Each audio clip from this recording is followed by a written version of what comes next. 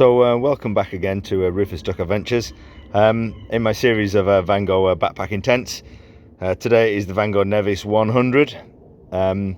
This is a cracking little one-man backpacking tent in the Vango Experience line. So this is the bag here.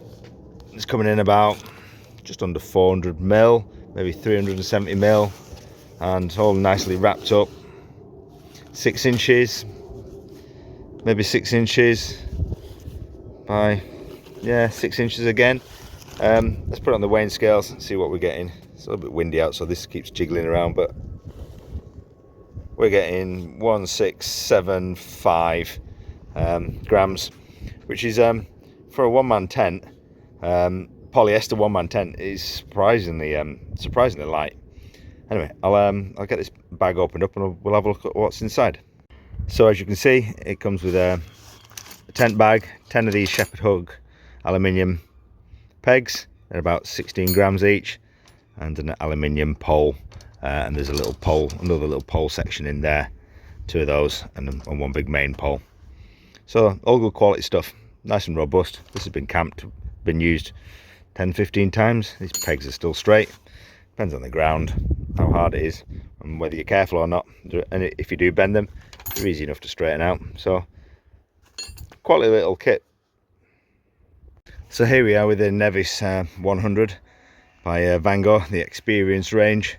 This is a polyester tent with the orange inner, polyester fly sheet, polyester ground sheet, and a breathable polyester inner, a classic orange and green Vango. You pick these up for around £100. I've got 2 of these. I like them that much. I've got one for my son and one for my daughter, and I think personally these are really hard to beat in terms of value for money and quality bit of kit. Certainly at entry level, but entry level doesn't mean rubbish, it means excellent value, and that's what this is all day long. So one door, quite a large vestibule for size of a one-man tent. 400 mil wide, nice and long. Door opens up all the way back into its dump pocket, which is good. About 900 mil wide, 2.1 meters tall. If I just go inside, it's about 600 mil across there, so plenty wide enough for a person, and the little vent at the top. I'm 5'9", sitting up in it.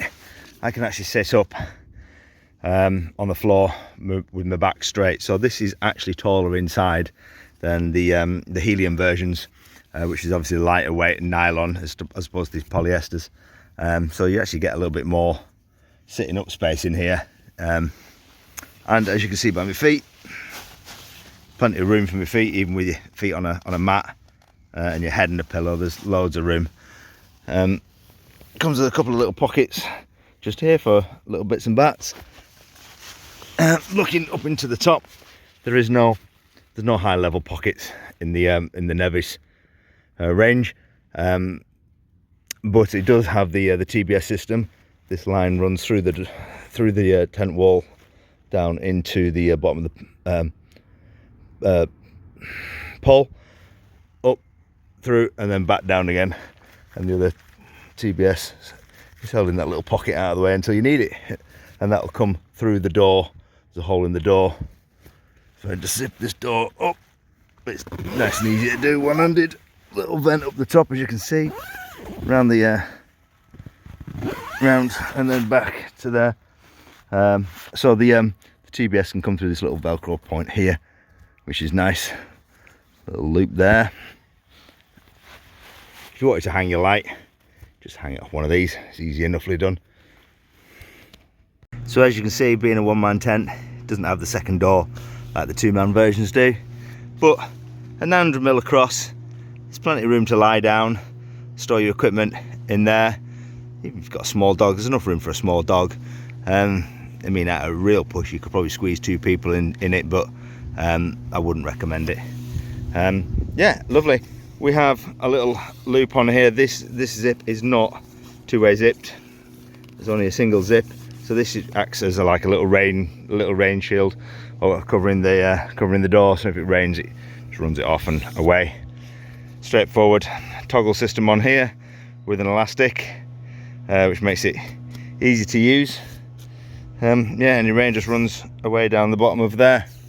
The nevis has this stitch line in here, and then another one through this point here, which means when you're tensioning up the bottom, it pulls a nice little line up through the center. On the bottom, get out of the shade, it's really important to keep your line here straight, or if you want to, inwards. That can move in ever so slightly like that, but if it moves out and you end up with a bent line like that, you'll never get this top edge straight. And you can tension that as much as you want, and if that pole comes out here, you'll never get it right. It needs to be dead straight along that line there. It needs to be dead straight along that line there. With a little loop tied in here, you can then tension this one independently of that line.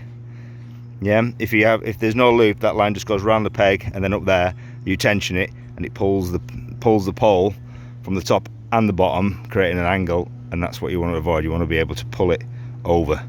So that loop there is really important. Fantastic. Another thing I see all the time is people doing these wrong. So this is correct. If I want to tighten this, I can just pull that down and it puts tension on the tent. Slacken it off, slacken the tent off.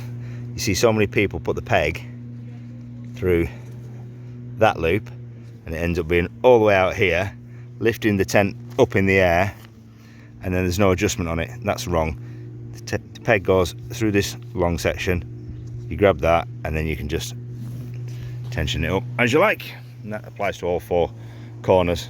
There's another little tensioner on here just to pull the fly down. Worth tightening it down. When you're pitching up and when you're finished, just push the buckle and let it off. It's good. 2 guy lines on either side, one on either end, and you're away. This tent is simple, easy to put up. I just put it up in literally about 3 minutes. It just goes up and down so simply. Material's really waterproof. I think the hydrostatic head is 3000, but we've had it in some big old downpours and it's never leaked. It's a good colour, maybe not the stealthiest. It's quite a bright green, but on a grassy green field, it blends in quite well. Yeah, single pole, no cranks on this one. It's just a straightforward pole over the middle. That gives you the internal headspace actually, and then 2 little upright poles here. Bang for the buck. I think this is unbeatable. It really is. It's a hard recommend from me for a first time backpacking tent. You want to get into backpacking, you want to try see what it's all about, take this. 1 man, fantastic. You can get a 2-man version of it if you're a little bit bigger, or you want to take your dog or something like that. Still wouldn't probably put 2 people in it, but £100, and basically the technology is exactly the same. You know, the arrangement of the poles and the guys and all the rest of it, exactly the same as the really expensive tents by Vango and Terra Nova and Falraven and Hilleberg. Everything, you know, the idea is the same. The material's a bit cheaper, but the straps are all good. You know, I've never had one of these fail on me ever. I mean, the guy lines, I mean, if you wanted to make it really light, you could change these out for some Dyneema maybe, and change the pegs out a little bit. But you'll save a little bit of weight, but I wouldn't bother, just use it as it is. It's an absolute belter. So yeah, that's it from me, I think. Big recommend as a first person backpacking tent. I've just bought my nephew a 2-man version. I've got 2 of these myself, and the Cairngorm. They're brilliant. Anyway, that's it from me. I hope you enjoyed this review. I'll get another one out soon.